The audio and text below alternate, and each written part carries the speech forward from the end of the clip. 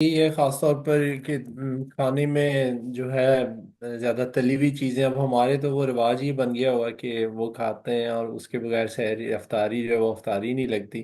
तो मेरा ये ख्याल है कि वो चलें, उसको भी एंजॉय कर लें, खाली पेट होता है आदमी, लेकिन मिकदार पे थोड़ा कंट्रोल रखना चाहिए। तो जिस तरह से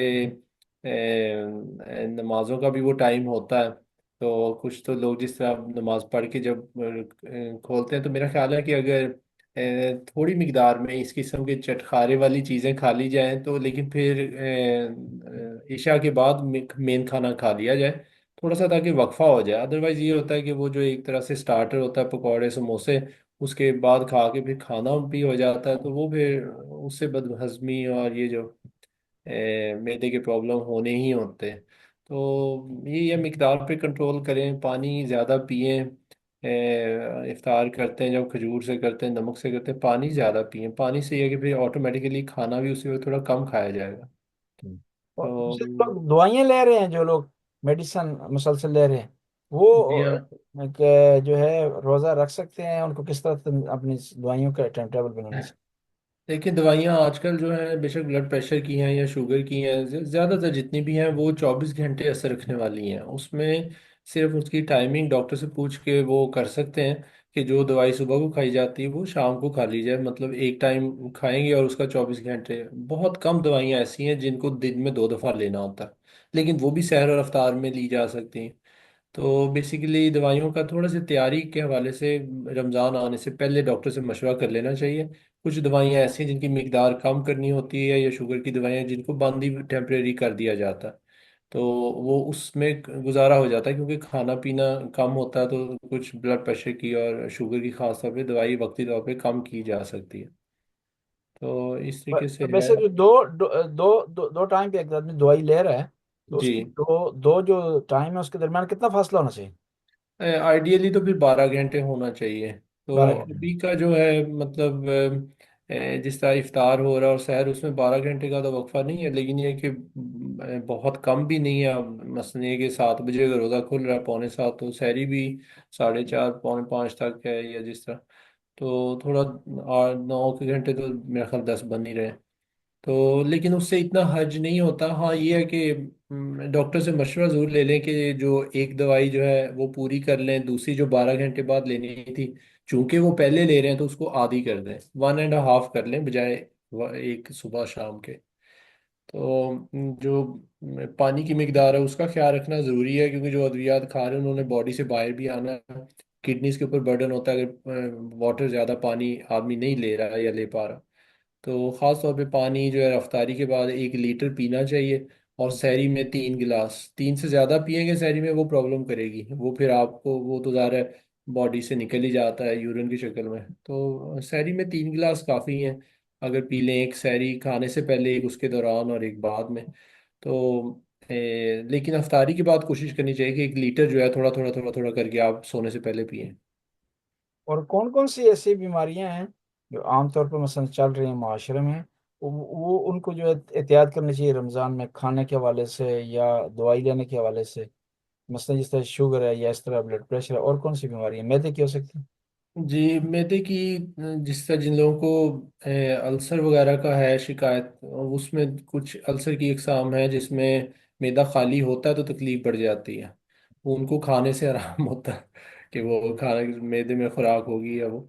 तो लेकिन ज़ाहिर है कि उनको प्रॉब्लम हो सकती है। इसी तरह माइग्रेन है जिनको क्या कहते हैं कि उसको उर्दू में कुछ आधे सर का दर्द है ना। शकीका। हाँ जी, दर्द शकीका जी। जी जी। वो प्रॉब्लम हो सकती है, क्योंकि डिहाइड्रेशन जब होती है माइग्रेन का अटैक हो सकता है। इसी तरह जब सोने में कमी होती है, तो और या भूख भी जब होती है, तो उन कंडीशन में माइग्रेन का अटैक हो सकता है, वो फिर प्रॉब्लम हो जाती है उनको। क्योंकि आधे सर का शदीद दर्द होता है और उसकी दवाई अगर नहीं लेंगे तो वो फिर कैब ही आ जाएगी और वो इंसान बिल्कुल काम करने के काबिल नहीं रहेगा, तो उनको प्रॉब्लम हो सकती है। लेकिन इसमें ये भी है कि ये कुछ जनरल इसका रूल नहीं कि अगर आपको माइग्रेन का डायग्नोसिस मिल गया तो इसका मतलब आप रख ही नहीं सकते। क्योंकि इंसानी जिस्म में अल्लाह ताला ने ये भी सलाहियत रखी है कि बहुत सारे हालात से अडेप्ट कर लेती है बॉडी। तो थोड़ा ये कि कोशिश करके देखें, अगर आप भी तो जिस तरह रोज़े इतने लंबे भी नहीं हैं, तो ये चीज़ों का हो सकता है जिस तरह मैंने बताया कि सहरी थोड़ा वक्त से पहले ही कर लें, ताकि चला थोड़े से वो मिल जाए टाइम, या सहरी इतनी हैवी या ना करें। जिस तरह के कई दफ़ा मैं खुद कर लेता हूँ कि जिस तरह सिर्फ लस्सी टाइप बना के पी ली, कि उसमें बहुत, क्योंकि आदमी जब आप बैठ के प्रॉपर खा रहे हैं अब एक भी हो जाते हैं और दोबारा सोना भी फिर मुश्किल होता है। तो उसमें ये है कि थोड़ी मुख्तसर सहरी कर लें, और अपनी नींद को ताकि पूरा रखें तो बचाव हो सकता है, ऐसी बात नहीं है। बाकी तो जिनकी गुर्दे वगैरह कमज़ोर हैं, जिनकी किडनी फेलियर वगैरह, उनके लिए ज़रूर इशू है कि अच्छा नहीं है कि बॉडी इतनी देर डिहाइड्रेट रहे। तो उनको जो है थोड़ी एहतियात करनी चाहिए मेरे ख्याल में, जिनकी किडनी फेलियर है। शुक्रिया वो भाई शुगर की काफी। वजह से होता है या ब्लड प्रेशर की वजह से या और बीमारियों की वजह से। जी। तो इसी तरह जो गुर्दे की पथरी का है प्रॉब्लम, जिनको, उनको भी प्रॉब्लम हो सकती है डिहाइड्रेशन की वजह से, क्योंकि एक पथरी जो है वो साइलेंटली पड़ी हुई है, लेकिन जब थोड़ा डिहाइड्रेशन होती है तो वो उसको मतलब उसकी मूवमेंट एक तरीके से शुरू हो सकती है। पित्ते की पथरी की जिनको शिकायत है, वो प्रॉब्लम आम होता है, क्योंकि वो ऑयली फूड्स या जो फैटी फूड्स होते हैं उसमें ये पित्ते की जो दर्द है वो स्टार्ट हो जाती है, क्योंकि पित्ते को ज़्यादा काम करना पड़ता है जो फैटी फूड्स को हजम करने के लिए। तो जो स्टोन अगर पड़े हुए हैं तो वो एक्टिवेट हो जाती है प्रॉब्लम, ख़ास तौर पे अफ्तारी के बाद। तो जी अच्छा, इसमें एक और सवाल है कि जनरली ये तस्वर है कि रोज़ा जो है वो सेहत का बायस बनता है। कोई खास ऐसी बीमारियां भी हैं जिस जो रोज़ा रखने से उन बीमारियों में बेहतरी आती हो या उसका इलाज हो सकता हो, कैसे है? जी देखें, ये अभी जिस तरह मोटापा भी बीमारी है या बीमारियों की कह लें कि वजह बनता है, तो उसके लिए तो अच्छा, अभी ये वेस्टर्न इधर कंट्रीज में फास्टिंग का बाकायदा एक मेथड बन गया हुआ है, पॉपुलर हो रही है ये चीज़, और उसको इंटरमिटेंट फास्टिंग कहते हैं। कि जो लोग हफ्ते में 2 दिन कम करते हैं फास्ट, जिस तरह ऑलमोस्ट हम करते हैं, पानी ज़रूर वो पी लेते हैं, या फिर ये कि रोज़ाना की बेस पे जो 24 घंटे दिन में, उनमें तकरीबन 12-14 घंटे वो कुछ नहीं खाते। लेकिन वो फिर उसमें रात भी वो ले आते हैं, तो उसमें ये कि मोटापे के लिए अच्छा है, जिनको शुगर है उनके लिए अच्छा है ये। और जो मतलब एक थ्योरी ये भी है कि जो हमारी कुव्वत मुदाफ़ियत है उस पर भी इसका पॉजिटिव असर पड़ता है, क्योंकि आमतौर पे हमारी खुराक में जिस तरह बहुत ज़्यादा कार्बोहाइड्रेट्स हैं और वो उनमें भी वक्फा नेचुरली रोज़े की शक्ल में पड़ जाता है, वो भी अच्छा, हमारे इम्यून सिस्टम के लिए भी अच्छा है ये। अच्छा। जी। और ये जो मैदे की प्रॉब्लम है, जो गैस वगैरह, ये इसके लिए? हाँ जी, वो भी नेचुरली उसको पड़ेगा जी फर्क, क्योंकि जब खुराक ही नहीं जा रही, खुराक की वजह से ही गैस जो है वो समझ लें कि वो पैदा होती है हमारे निज़ाम में। जब वो आपका हो जाएगा खाने पीने का काम, तो उसमें भी फर्क पड़ता है।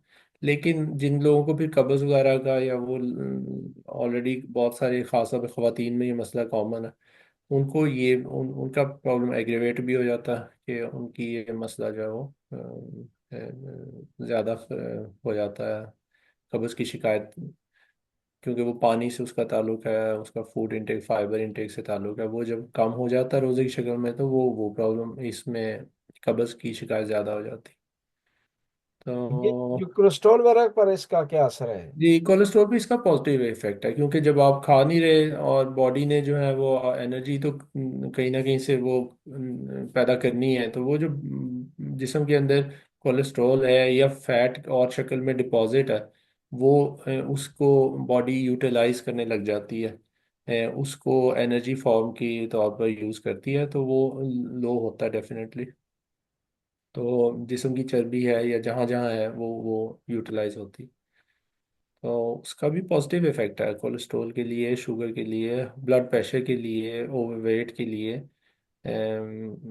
और जिस तरह मैंने कहा इम्यून सिस्टम के लिए। और थोड़ा सा ये भी है कि जिस तरह आप बता रहे साइकोलॉजिकल, कि आपका जो है माइंड वो इस तरफ लगता है, आप जो है कि इबादत कर रहे हैं, और आपकी जो है सोचें, जो अपने आप के बारे में इंसान सोच सोच के परेशान रहता है, वो ज़रा ध्यान बढ़ जाता है, और उससे अच्छा फील होता है, मतलब जो जहनी मरीज है उनके लिए भी अच्छा।